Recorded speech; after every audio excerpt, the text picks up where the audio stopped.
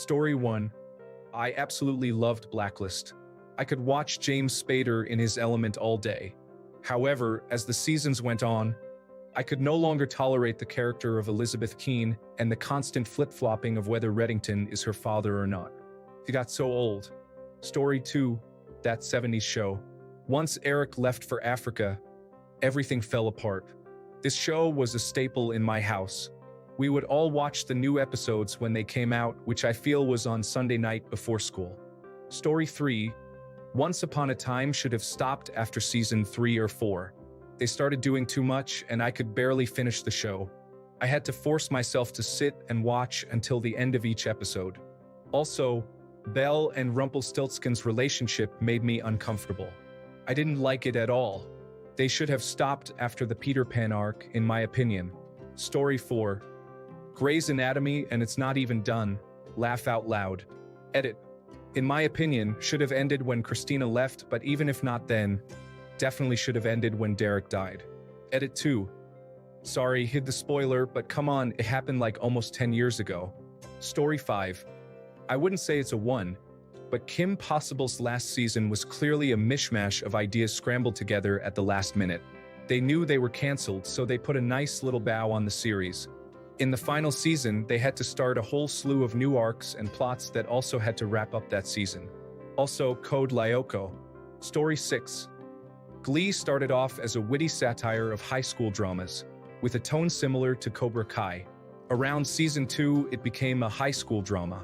And then, it dragged on after all the original cast had graduated. And I don't even remember the ending. Story 7. Nip/Tuck starts pretty strong. It's a little medical drama revolving around plastic surgery and the main character's narcissistic tendencies. Good stuff. The last couple of seasons, though, oh man, that's some rough television to watch. It's so bad, the jump the shark moment, depending on who you ask, involves a woman cheating on her husband with their dog and the husband killing the dog. Like, who in the world writes that? Story 8. The Flash 2014 version. As a fan, I was really excited when it was announced, and it didn't disappoint. By the end of season 1, the hype was real for Jay Garrick. So much build-up to the reveal of the Reverse Flash, who felt much more menacing.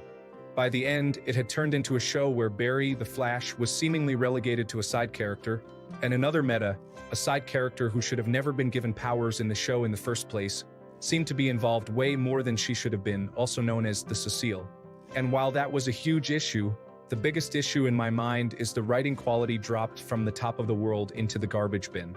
Such juvenile dialogue, plot decisions, and character interactions. It really killed it for me. For me, I like to rewatch and stop after season 2, sometimes season 3. Story 9.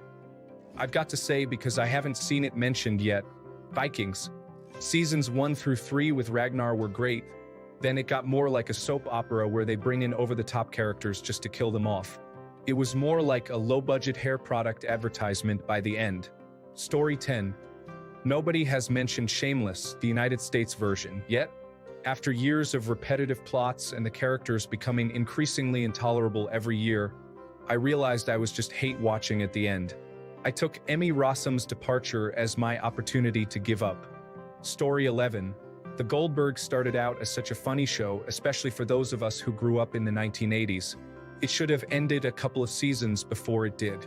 It was nearly unwatchable by the end. Story 12. Scrubs, if we count season 9. I don't actually hate season 9, but it just doesn't hold up as a continuation of Scrubs, especially after the very good ending in season 8. Story 13. I'm going to venture back to the 90s and say Emergency Room. It was really great until it started to try competing with Grey's Anatomy and turned into more of a soap opera. Story 14, Once Upon a Time. Clever original first season with unique characters based on classic fairy tales in a world without magic or any knowledge of their real background. It should have ended with its second season. There was clearly a decline in quality, but it added a neat spin by including magic. It spiraled hard after that and somehow had a spin-off where it just became a Disneyverse that lost sense of the plot. Story 15. BBC Sherlock began as a very fun Sherlock adaptation in modern London, and then promptly missed the landing and hit hell by finishing off the last season with Sherlock's secret sister killing off one of the only likable female characters, and then putting everyone in a saw trap. Also, she's basically psychic and plays the violin. I have never seen a show shoot itself so hard in the foot before. Story 16, Misfits. For me, the first season was a trip. The second season had some good stuff, but once they start swapping powers and killing at will, the whole thing loses its appeal. Story 17.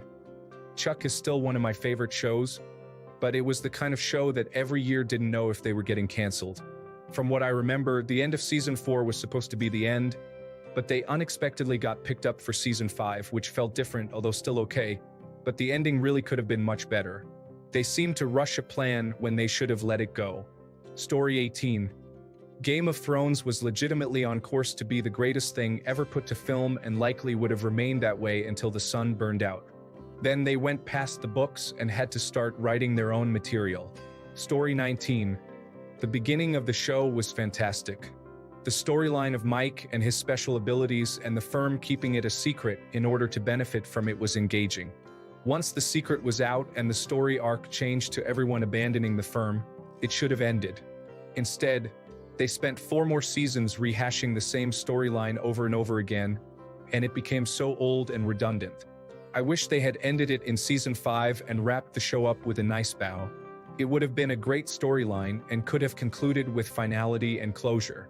Instead, it became ridiculous, and the varying story arcs were downright stupid and disrespectful to the audience most of the time. Story 20. Shameless, US version, started out great.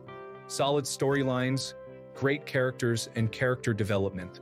It was funny and silly at times, but also extremely deep and sad. Great performances throughout. Shout out to William H.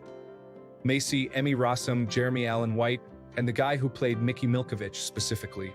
It had its ups and downs until season 6, but still pretty solid and enjoyable.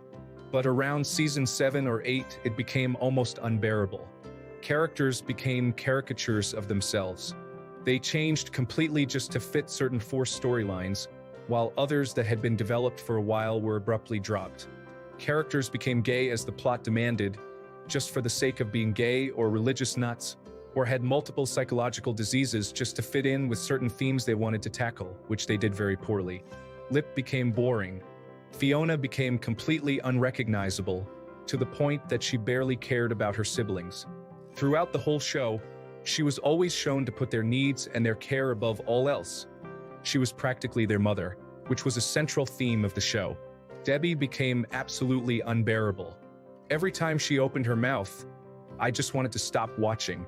I finished the show, but it was brutally painful to see it completely destroyed.